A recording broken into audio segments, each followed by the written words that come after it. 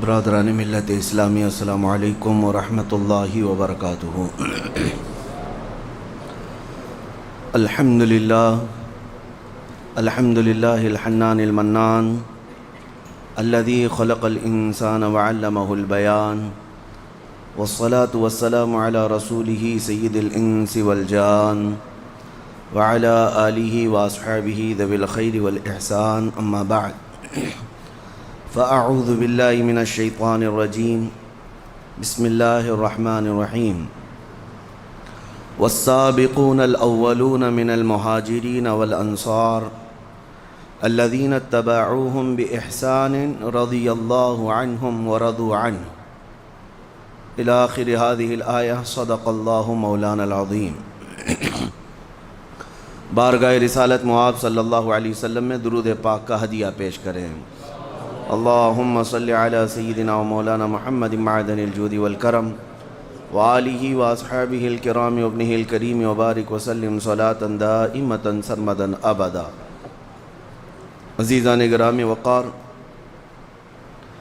نبی پاک صلی اللہ تعالی علیہ وسلم کی صحبت اور ان کی معیت جن پاکیزہ نفوس کو ملی ہے وہ دنیا کے سب سے عظیم ترین لوگ ہیں، یعنی صحابیت کا درجہ جس نے پا لیا وہ قیامت تک پیدا ہونے والے انسانوں میں سب سے بہترین انسان ہے۔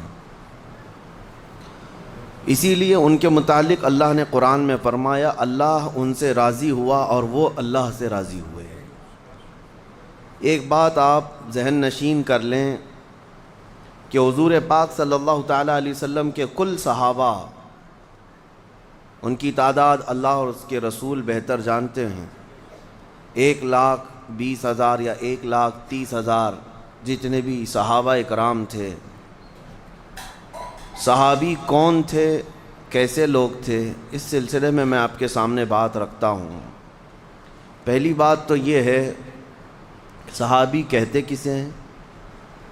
جس نے رسول پاک صلی اللہ تعالیٰ علیہ وسلم کو ایمان کی حالت میں دیکھا یا حضور کا زمانہ پایا، ایمان کی حالت میں ہی دنیا سے انتقال بھی کیا، اسے صحابی کہا جاتا ہے۔ نبی پاک صلی اللہ تعالیٰ علیہ وسلم کے زمانے کو اور آپ کی صحبت کو جو پا لیا ایمان کی حالت میں، اور پھر ایمان کی حالت میں ہی دنیا سے رخصت ہوا، وہ کیا ہے؟ صحابی ہے۔ وہ صحابی ہے۔ وہ خواب کی آنکھوں میں دیکھنے کی بات نہیں ہے، بلکہ بیداری کے ساتھ۔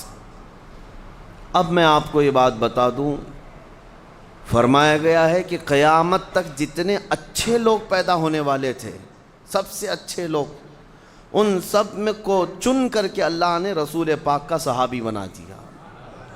جو سب سے بہترین انسان پیدا ہونے والے تھے قیامت تک، ان میں سے ہر ایک کو اللہ نے چن کر کے رسول اللہ کا صحابی بنایا، اور ان کے متعلق قرآن پاک میں جا بجا آیتیں آئی ہیں صحابہ کے متعلق۔ اللہ فرماتا ہے وَكُلًّا وَعَدَ اللَّهُ الْحُسْنَى، جتنے ہیں سب کے لیے اللہ نے حسنہ کا وعدہ کیا ہے۔ حسنہ کیا ہے؟ جنت کا وعدہ فرمایا۔ سب کے لیے اللہ تبارک و تعالیٰ نے خیر کا وعدہ فرمایا۔ کون؟ وہ صحابہ کے لیے۔ ان کی صفات بھی اللہ فرماتا ہے ان الذین یحبون، اللہ تعالیٰ فرماتا ہے ان اللہ یحب الذین یقاتلون فی سبیلہ صفا کأنہم بنیان مرصوص، بے شک اللہ تعالیٰ ان لوگوں کو بے حد پسند فرماتا ہے کہ جب یہ جنگ میں جاتے ہیں ایسی صف بناتے ہیں جیسے سیسا پلائی ہوئی دیوار ہو، مضبوطی تھی ان کے اندر۔ وَأَمْرُهُمْ شُورَىٰ بَيْنَهُمْ، ان کے آپس میں معاملہ شورا سے ہوتا ہے، مشورے سے ہوتا ہے۔ ان کی صفات قرآن پاک میں جگہ جگہ رب تعالیٰ نے فرمایا ہے، کئی جگہ پر رسول اللہ کے صحابہ کا ذکر آیا ہے۔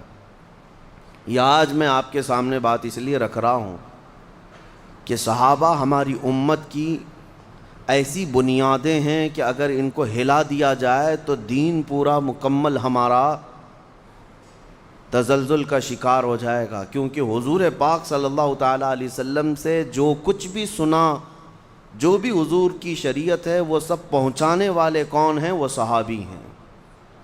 حضور اکرم صلی اللہ تعالیٰ علیہ وسلم کی ساری تعلیمات من و عن نقل کر کے امت تک پہنچانے کا جو کردار ادا کیا ہے وہ رسول اللہ کے صحابہ نے کیا ہے۔ اگر صحابہ کو تم نے مشکوک بنا لیا تو پھر تمہارا دین پورا مشکوک ہو جائے گا، دین کے اندر شک پیدا ہو جائے گا۔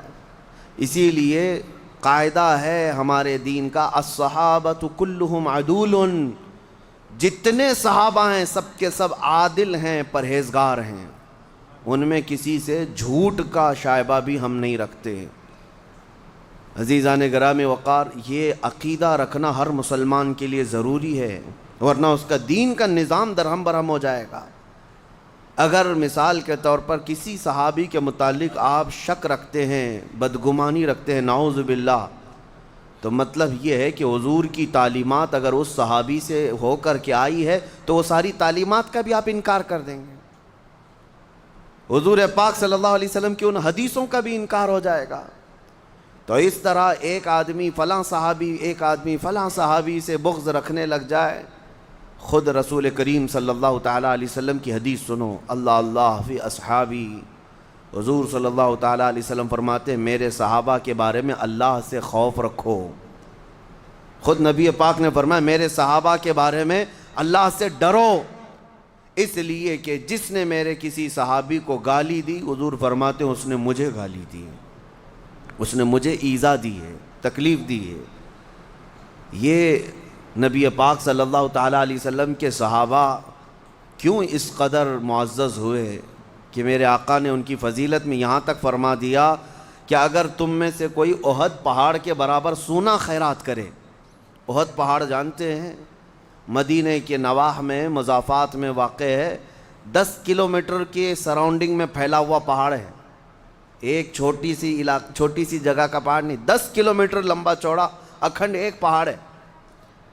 اس پہاڑ کے برابر اگر تم سونا خیرات کر دو، حضور فرماتے اور میرا کوئی صحابی جو کے دانے کے برابر خیرات کرے، تب بھی تمہارے سونے والی خیرات میرے صحابی کی خیرات کے برابر نہیں ہو سکتی۔ کتنی بڑی بات ہے، جو کے دانے کے برابر بھی اگر کسی صحابی نے خیرات کیا، ان کے اس عمل تک پوری امت نہیں پہنچ سکتی۔ کیوں؟ ان کو جو حاصل ہے وہ صحابیت کا شرف حاصل ہے، نبی پاک صلی اللہ تعالیٰ علیہ وسلم کی صحبت حاصل ہے، اور یہ دنیا کی سب سے عظیم ترین چیز اللہ نے انہیں عطا کی ہے۔ آپ سوچ سکتے ہیں کہ قرآن پاک میں اللہ تعالیٰ فرماتا ہے انما یرید اللہ لیذھب عنکم الرجس اہل البیت ویطہرکم تطہیرا۔ اللہ اپنے رسول کے متعلق فرماتا ہے اللہ یہ چاہتا ہے کہ رسول آپ کا گھرانہ خوب صاف ستھرا ہو، ہر طرح کی آلائش، ہر طرح کی برائی رسول کے گھر سے دور کی اللہ نے، یہاں تک کہ پوری زندگی بھر میرے آقا صلی اللہ علیہ وسلم کے جسم پاک پر مکھی نہیں بیٹھی، حضور پاک کے جسم اطہر پر کبھی مچھر نہیں آیا۔ میں آپ کو بتا رہا ہوں نبی پاک صلی اللہ تعالیٰ علیہ وسلم کی زندگی بھر مچھر اور مکھی نہیں، بلکہ اجلہ علماء کا یہ ماننا بھی ہے کہ نبی پاک صلی اللہ تعالیٰ علیہ وسلم کی پرچھائی کبھی زمین پر نہیں پڑتی۔ کیوں؟ ان تمام چیزوں سے اللہ نے اپنے رسول کو پاک رکھا ہے، عام لوگوں کی طرح نہیں رکھا۔ گھر پاک ہے، جسم پاک ہے، تو مجھے آپ بتاؤ کہ اللہ اپنے رسول کے جو دوست ہیں ان کو پاک نہیں رکھے گا؟ حضور اکرم صلی اللہ تعالیٰ علیہ وسلم کے جتنے صحابہ ہیں وہ بھی پاک ہیں۔ ہم نے دیکھا ہے زندگی میں بہت مرتبہ ایسا ہوتا ہے کہ آپ کو بلیم آپ کے عمل کی وجہ سے نہیں لیکن آپ کے دوستوں کی وجہ سے بھی کیا جاتا ہے۔ ہاں، کئی مرتبہ ایسا ہوتا ہے کہ ہمارا حلقہ بڑا ہے، 40-50 لوگ اٹھتے بیٹھتے ہیں، ہر ایک کی خبر تو ہے نہیں، لیکن کوئی ایک بندہ زیادہ گٹکا کھاتا ہے، نشہ کرتا ہے، اس کا الزام بھی ہمارے اوپر آتا ہے۔ کیوں؟ ارے ان کے ساتھی تو ایسے ہیں، ان کے ساتھی تو ایسے ہیں۔ تو ساتھی کا برا ہونا بھی ہمارے اوپر الزام آتا ہے۔ اس لیے رب تعالیٰ نے رسول کے ایک ساتھی کے اندر بھی کوئی عیب نہیں رکھا کہ کہیں دنیا یہ نہ کہے کہ رسول کے ساتھی بھی ایسے تھے، نہیں، بلکہ ان کا حال تو یہ تھا، اللہ اکبر، ہاں ان کا پاسٹ کیا تھا، ان کا ماضی کیا تھا، اس سے مجھے کلام نہیں اور نہ ہی کرنا چاہیے، لیکن اللہ نے جب انہیں ایمان کی دولت عطا کی، رسول کی صحابیت عطا کی، تو ان کا حال کیا ہے؟ ایک عرب نے آدمی کا بول بالا کر دیا، خاک کے ذروں کو ہمدوش ثریا کر دیا، خود نہ تھے جو راہ پر اوروں کے ہادی بن گئے، کیا نظر تھی جس نے مردوں کو مسیحا کر دیا۔